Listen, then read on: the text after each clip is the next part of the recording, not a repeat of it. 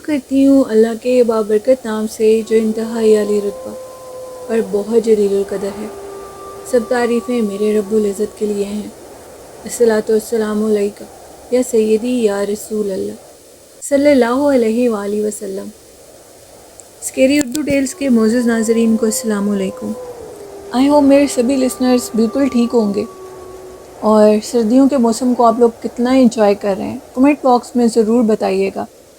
ہم لوگوں کے یہاں کچھ گیسٹ آئے ہوئے ہیں جس کی وجہ سے ریگولر سٹوری میں آپ کے ساتھ شیئر نہیں کر سکتی، لیکن انشاءاللہ نیکسٹ منتھ سے ریگولر سٹوری شیئر کروں گی۔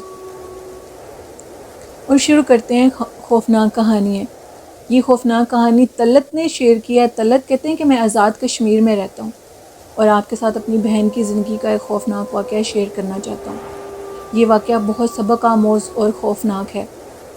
اس واقعے سے آپ لوگ یہ سیکھیں کہ اپنے آپ کو بچائیں جتنا ہو سکتا ہے، یہ ایڈونچر کرنے کا، یا رات کے ٹائم اپنی بیٹیوں کو بہنوں کو باہر واک پہ مت جانے دیں اکیلے، کیونکہ یہ واقعات کچھ اس طرح پیش آتے ہیں کہ آپ کی ساری زندگی بدل کے رکھ سکتے ہیں۔ میری بہن تھوڑی ہیلدی تھی، وہ جم بھی کرتی تھی، لیکن پھر ایک ٹائم ایسے آیا کہ انہوں نے جم بھی چھوڑ دی، وہ کافی ہیلدی تھی تو ان کو کوئی فرق نہیں لگا تھا، تو انہوں نے واک شروع کر دی۔ وہ باہر واک کے لیے جاتی تھی اور ادھر قریب ایک جگہ بنی ہوئی تھی جہاں پر وہ واک کرتی تھی، وہاں پر اور بھی لڑکیاں، عورتیں، بچے سب آتے تھے۔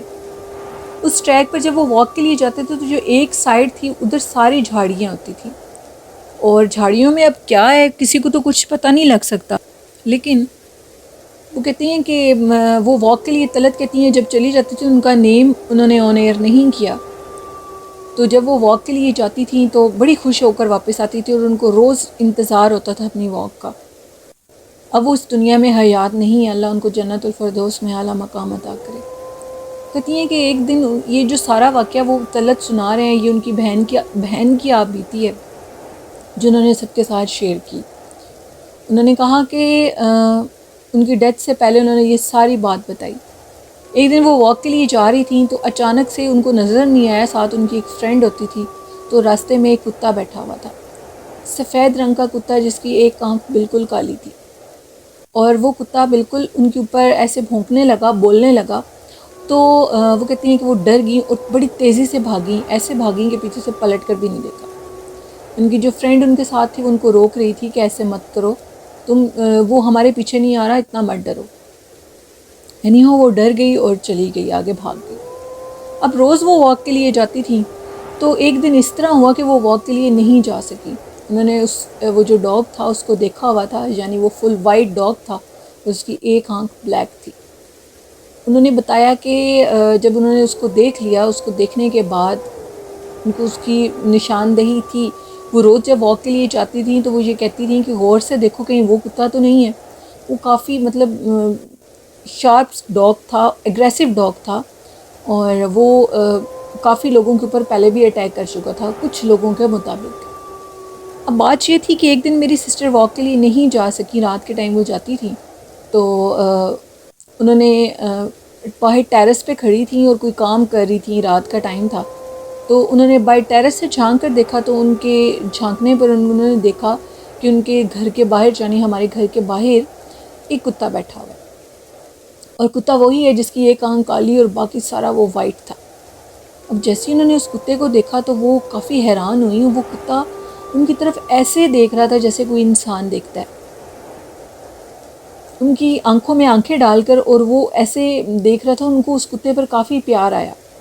انہوں نے کہا کہ معصوم سا ہے تو شاید اس دن اس کو پتہ نہ لگا ہو، مجھ پہ بول پڑا ہو، تو کیوں نہ میں اسے روٹی ڈال کر آتی۔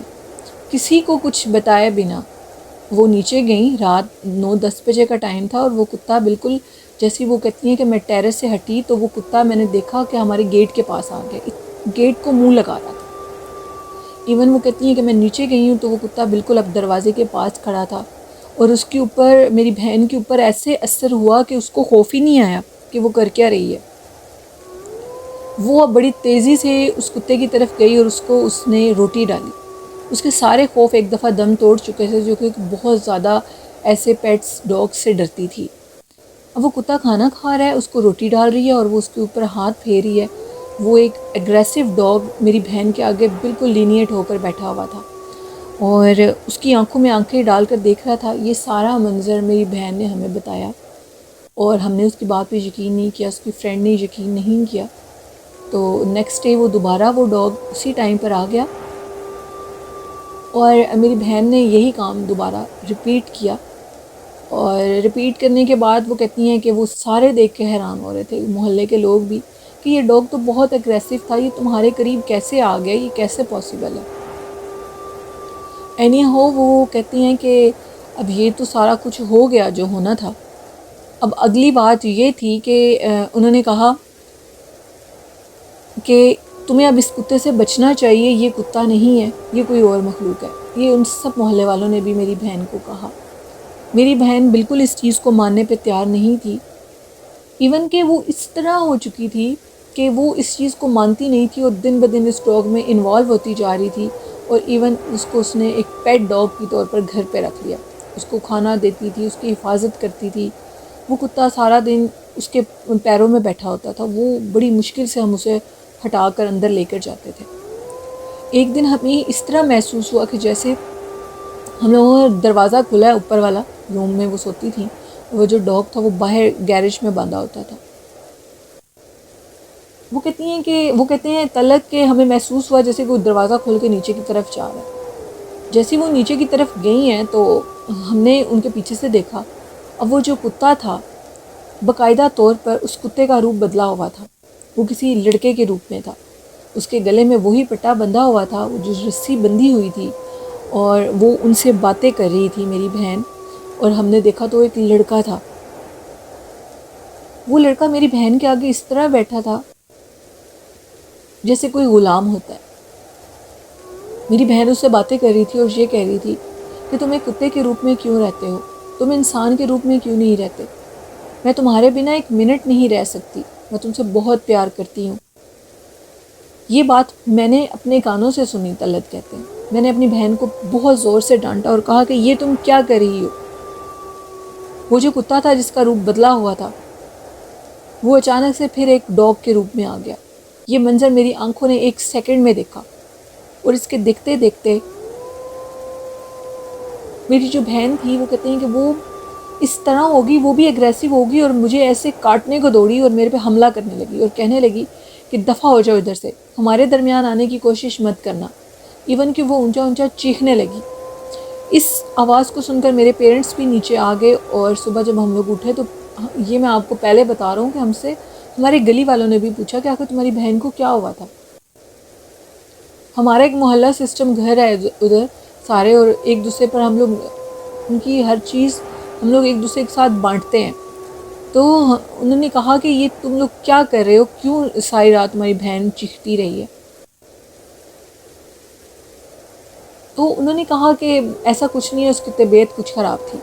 محلے میں ایک بزرگ تھے اور انہوں نے کہا کہ میں نے پہلے ہی کہا ہے کہ یہ کتا ایک نارمل کتا نہیں ہے، اس کو اپنے گھر سے نکال دو، اس سے پہلے کہ بہت نقصان اٹھاؤ۔ نقصان تو ہم اٹھا چکے تھے۔ میری بہن اب ہر ٹائم اگریسو تھی، ایون کہ اگر اس کے ہاتھ کھول دیے جاتے تھے تو وہ خود کو نوچنے لگتی تھی۔ ہم نے اس کتے کو وہاں سے بھگا دیا، وہ تو وہاں سے چلا گیا کیونکہ وہ ایک کتا نہیں، وہ ایک جن تھا۔ میں نے سب کو یہ بات بتائی۔ میری بہن کو بہت سی جگہوں پر دم کروائے گئے، اور دم کروانے کے بعد نتیجہ نکلا کہ وہ کچھ عرصہ ٹھیک ہو گئی، اور اس نے کہا کہ شکر ہے کہ آپ سب نے مجھے بچا لیا۔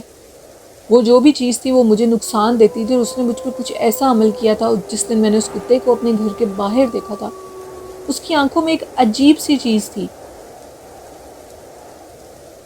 جس کو دیکھنے کے بعد میں بہت زیادہ اس کی طرف مانوس ہو گئی، پتہ نہیں کیا کشش تھی، اور وہ ایک لڑکے کے روپ میں میرے سامنے آتا تھا۔ وہ کتا میری بہن کے پیچھے انہی خوفناک جھاڑیوں سے لگا، انہی سناٹے والی جگہوں سے لگا جہاں پر وہ واک کرتی تھی۔ کچھ عرصہ وہ ٹھیک ہوئی، اور کچھ عرصے کے بعد وہ کہتے ہیں کہ ان کی ڈیتھ ہو گئی تھی، فوت ہو گئی تھی، وہ یعنی وفات پا گئی تھی۔ اور پھر ان کی جو دوست تھی وہ بھی ادھر جانا چھوڑ گئی۔ ہمارے محلے میں ایک دفعہ بہت خوف و ہراس پھیل گیا اور سب لوگ ادھر جانا آنا چھوڑ گئے۔ اس کی وجہ مین یہ تھی کہ وہ خوفناک مخلوق اس جگہ پر گھومتی تھی، اس ٹریک پر، وہ جو واک کا ٹریک تھا۔ کہتے ہیں کہ میں آپ کے سبھی لسنرز کو یہ میسیج دینا چاہتا ہوں کہ آپ لوگ اپنا بہت خیال رکھیں اور ایسی جگہوں پر مت جائیں.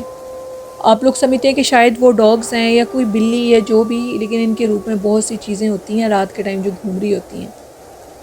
یہ خوفناک کہانی تھی طلعت کی، جو کہ انہوں نے میرے ساتھ آزاد کشمیر سے شیئر کی. بہت شکریہ طلعت.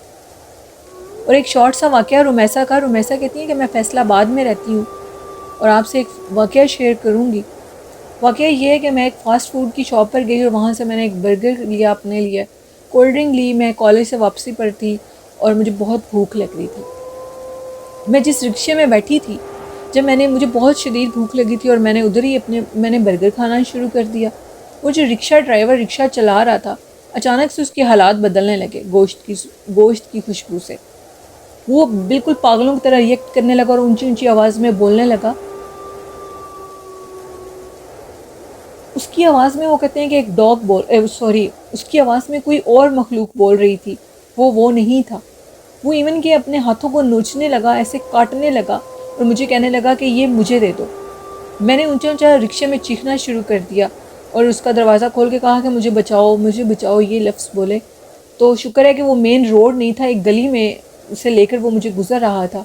تو میں نے وہیں سے چھلانگ لگا دی. رومیسا کہتی ہیں شاید اس شخص کے اوپر جنات کا سایہ تھا، جس کی وجہ سے وہ گوشت کی جو خوشبو تھی وہ برداشت نہیں ہوئی اور وہ پاگل ہو گیا. اس کی آنکھیں ایسے خون خوار درندے کی طرح تھیں. پتہ نہیں اس کا کیا بنا، لیکن مجھے اس کی شکل آج تک یاد ہے. میں دوبارہ کبھی بھی اس کے رکشے پہ نہیں بیٹھوں گی. میں نے اسے 1 سے 2 دفعہ دیکھا لیکن اگنور کر دیا اور اپنے آپ کو بچا لیا اس سے. بلکہ ادھر سے گزرنے والے لوگوں کو بھی کہا جو ادھر سے رکشے وغیرہ لیتے تھے کہ اس شخص سے بچ کے جائیے گا، یہ نارمل نہیں ہے. یہ ایک شارٹ سا واقعہ تھا رومیسا کا، جو کہ فیصل آباد سے شیئر کیا انہوں نے. بہت شکریہ رومیسا. یہ تھی آج کی خوفناک کہانی ہے. میرے لسنرز کو کیسی لگیں اپنا فیڈ بیک ضرور دیجیے گا.